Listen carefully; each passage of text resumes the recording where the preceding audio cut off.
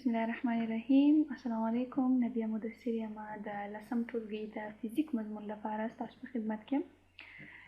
تیره ویډیو کې موږ تاسو د لسم ټولګي فزیک مضمون 5م لوست چې خپله د راوند اف تر عنوان لاندې و مطالعه مو کړي. نن راځو د هغه په ادامه سره د راوند اف د درس څخه وروسته د دې په ادامه راځو اجزا او اضعاف ته. په داسې حال کې چې اوس باید موږ تاسې د واحداتو سیستمونه شروع کړي وای، خو د دې نه مخکې چې د واحداتو سیستمونه ووایو، د واحداتو سیستمونه زده کړو، د هغه تر مخه دا مهمه ده چې موږ اجزا او اضعاف وپېژنو، چې اجزا څه ته ویل کېږي او اضعاف څه ته ویل کېږي. کله چې مو اجزا او اضعاف وپېژندله نو د واحداتو سیستمونه به انشاءالله الرحمن ډېره ته اسانه سي.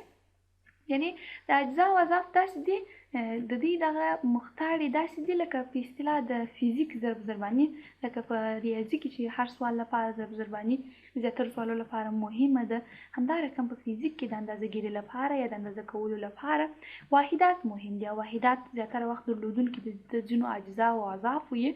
نو د دې لپاره چې د واحداتو سیستمونه ښه ولولو، سم یې زده کړو، نو یو وارې اجزا او اضعاف به مطالعه کو، د هغه څخه وروسته به د واحداتو سیستمونو ته ورداخل شو. نو راځو نن یې د اجزا او د اضعافو څخه شروع کوو، چې اجزا او همدارنګه اضعاف څه ته ویل کېږي، او د دې ترڅنګ به د دې ځینې د اجزاو همدارنګه هم د اضعافو هغه ځینې مختارې به وپېژنو، هغه به زده کړو، د هغوی قیمتونه به ولولو، او د هغه څخه وروسته به پسې واحداتو ته وداخل شو. لومړی راځو د اجزا او اضعاف څخه شروع کوو. موږ او تاسو ډېرې غټې فاصلې یا ډېر غټ اوږدوالی مو هم لیدلی دي، کم مو هم لیدلی. د مثال په توګه سره زه وایم، مثلا د مثال په توګه سره فرض کړئ چې دا یوه نقطه ده او دا بله، دې نقطې ته د A نقطه وایم، همدارنګه دې نقطې ته د B نقطه وایم. اوس داسې وایم چې د A نقطې څخه بیا تر B پورې، د A نقطې څخه بیا تر B پورې دغه فاصله چې ده دا تقریبا 1.15 سانتي متره ده. دا فاصله چې ده تقریبا 1.15 سانتي متره ده، یعنی داسې کوچنۍ فاصلې. یا د مثال په توګه سره د یوه اټوم یا د یوې مادې د ذراتو ترمنځ فاصله چې ډېر کم اوږدوالی دی، دا مو هم اورېدلي دي.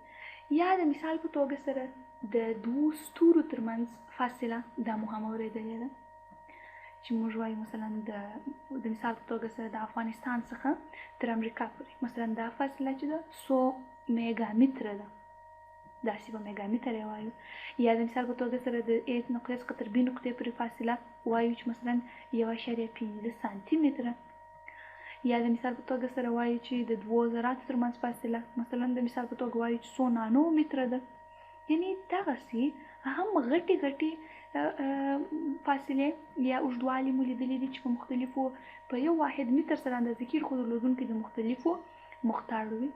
همدارنګه ډېرې کوچنۍ فاصلې مو هم لیدلي دي. اوس په اصل کې د مختارې څه شي دي؟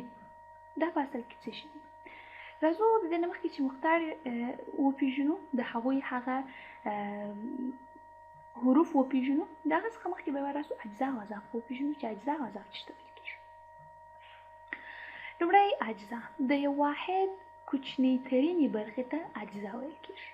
د یو واحد کومې برخې ته؟ د یو واحد کوچنۍ برخې ته اجزا ویل کېږي. د یو واحد څه ته ویل کېږي؟ کوچنۍ برخې ته ویل کېږي. د یو واحد کوچنۍ برخې ته یا کوچنۍ ترینې برخې ته اجزا ویل کېږي. چې اجزا یا اجزاوي چې دي دا مختلف څه شي لري؟ مختلف مختارې لري چې د واحد په سر کې ورته جمع کېږي، یا د واحد په سر کې ورسره لیکل کېږي. یعنی کله چې تاسو اجزا واورېده، دا د معنا چې دغه کوم مختارې چې ورسره ذکر شوی دی دا په اصل کې د دا واحد کوچنۍ برخه ده. یعنی د دا واحد څه شي ده؟ کوچنۍ برخه ده. هغه برخې دي چې دا واحد د هغو د یو ځای کېدو څخه واحد جوړ شوی دی، چې دا خپل ځان ته مختارې لري، هغه مختارې وایي. او اضعاف څه ته ویل کېږي؟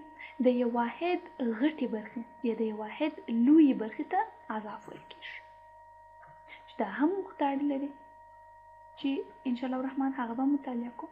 لومړی راځو د اجزاو څخه را شروع کوو. که چیرې موږ اجزاو ته راسو د واحداتو، نو داسې ویلی سو چې د واحد کوچني ترینې برخې ته چې اجزا ویل کېږي درلودونکي د مختلفو مقطعو دي چې د واحد په سر کې ورسره لیکل کېږي او په هغه سره موږ ته دا څرګندېږي چې دا د واحد څومه برخه ده. د مثال په توګه لومړی راځو د دیسي څخه شروع کوو. کله چې د واحد په سر کې کوچنی دی نوشته یې دا خپله د څه معنا ورکوي؟ دا د دیسي معنا ورکوي. د څه معنا ورکوي؟ د دیسي. چې دیسي قیمت خپله مساوي کېږي په څو سره؟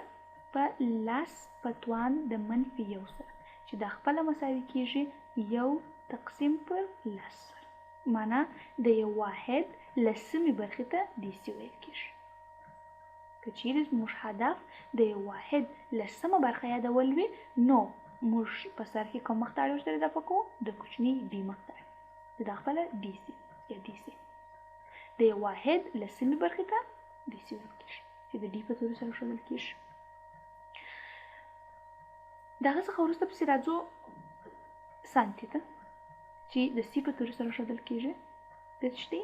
سانتي د سی په توري سره ښودل کېږي. سانتي خپله څه شي ده؟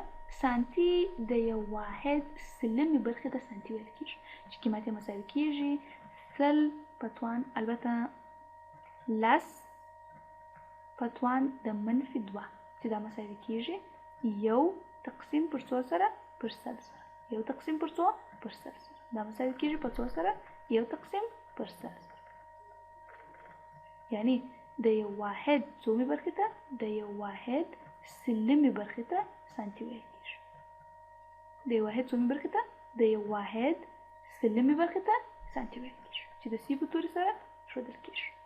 مثلا سانتي متر، موږ وایو سل سانتي متر یو ځای سي یو متر جوړوي. همدارنګه د دې څخه وروسته بل واحد دی ملي، چې د کوچني ام په توري سره ښودل کېږي. د کوچني ام په توري سره ښودل کېږي، دې ته څه ویل کېږي؟ ملي. د ملي قیمت چې دی هغه خپله مساوي کېږي په څو سره؟ د ملي قیمت مساوي کېږي لس په توان د منفي درې سره. لس په توان د منفي درې یا یو تقسیم پر زر، یعنی د یو واحد زرمې برخې ته، د یو واحد زرمې برخې ته ملي ویل کېږي. د یو واحد زرمې برخې ته ملي ویل کېږي. لکه ملي متر یا ملي ګرام، دا خپله د واحد څه ته ویل کېږي؟ زرمې برخې ته ویل کېږي. د هغه څخه وروسته پسې راځو مایکرو ته. چې شته مایکرو، مایکرو چې په داسې یو سمبول سره ښودل کېږي، دا څه ته ویل کېږي؟ مایکرو چې دی هغه د یو واحد میلیونمې برخې ته ویل کېږي. د یو واحد څومره برخې ته ویل کېږي؟ میلیونمې برخې ته ویل کېږي. لس په توان د منفي شپږ یا هم مایکرو چې د یو واحد څومره برخې ته ویل کېږي؟ میلیونمې برخې. لکه څه شي؟ لکه مایکرو متر. لکه څه شي؟ لکه مایکرو متر. د یو واحد څومره برخې ته ویل کېږي؟ میلیونمې برخې ته ویل کېږي، چې د یعنی مایکرو په داسې یو سمبول سره ښودل کېږي. او لس په توان د منفي شپږ د دې څه شي دی؟ لس په توان د منفي شپږ د دې هغه خپل سمبول دی. د هغه څخه وروسته پسې راځو نانو ته، چې د کوچني ان په توري سره ښودل کېږي. نانو چې د کوچني ان په توري سره ښودل کېږي، د دې قیمت خپله مساوي کېږي لس په توان د څو سره؟ لس په توان د منفي نه سره. د دې قیمت مساوي کېږي لس په توان د منفي نه سره. نانو چې د کوچني ان په توري سره ښودل کېږي، قیمت یې مساوي کېږي لس په توان د منفي نه سره. لس په توان د څو سره؟ لس په توان د منفي نه سره. د هغه څخه وروسته بل مقطع چې د پی په توري سره ښودل کېږي، دته خپله څه ویل کېږي؟ پیکو ته ویل کېږي. څه ته ویل کېږي؟ پیکو ته ویل کېږي. د قیمت خپله مساوي کېږي په څو سره؟ لس په توان د منفي دولس سره. پیکو چې د پی په توري سره ښودل کېږي، د قیمت مساوي کېږي لس په توان د منفي دولس سره. د هغه څخه وروسته راځو پسې بل واحد ته فیمټو، چې د کوچني اف په توري سره ښودل کېږي، دې خپله څه ویل کېږي؟ فیمټو. فیمټو چې د کوچني اف په توري سره ښودل کېږي، د دې قیمت مساوي کېږي لس په توان د منفي پنځلس. لس په توان د منفي 15. د هغه څخه وروسته آخري واحد چې د اتو په نوم سره یادېږي چې د A په توري سره ښودل کېږي. دې واحد ته څه ویل کېږي؟ دې واحد ته اتو ویل کېږي او د دې قیمت چې دی هغه خپله مساوي کېږي لس په توان د منفي 18. یعنی دا دیسي، سانتي، میلي، مایکرو، نانو، پیکو، فیمتو او اتو دا ټوله د اجزاو څخه شمیرل کېږي او دې ټولو ته د واحداتو څه ویل کېږي؟ مقدار ورته ویل کېږي. دې ټولو ته د یو واحد کوچني ترینه یا کوچني برخه ویل کېږي. مثلا که چیرې متر فرض کو، دیسي د متر کوچني برخه کېدلی شي او اتو د متر کوچني ترینه برخه ده. نو پر دغه اساس موږ داسې وایو چې اجزا د یو واحد کوچني برخه ته ویل کېږي چې د دغه مقطعو په واسطه سره ښودل کېږي او قیمتونه یې سره کم دي معلوم. لومړي درې قیمتونه چې دیسي، سانتي او میلي دي د یو واحد په اندازه سره توپیر کوي. کله چې تاسو چېرته راورسېدلاست؟ مایکرو ته. بیا نو د شپږ واحده په اندازه سره دوی څه شي کوي؟ توپیر سره کوي. مثلا اول منفي 6 دی، بیا 3 پر جمع که چې منفي 9 سي، بیا 3 پر جمع که چې منفي 12 سي، بیا 3 پر جمع که، یعنې دغه رقم هغه د دوی قیمتونه سره کم کېږي.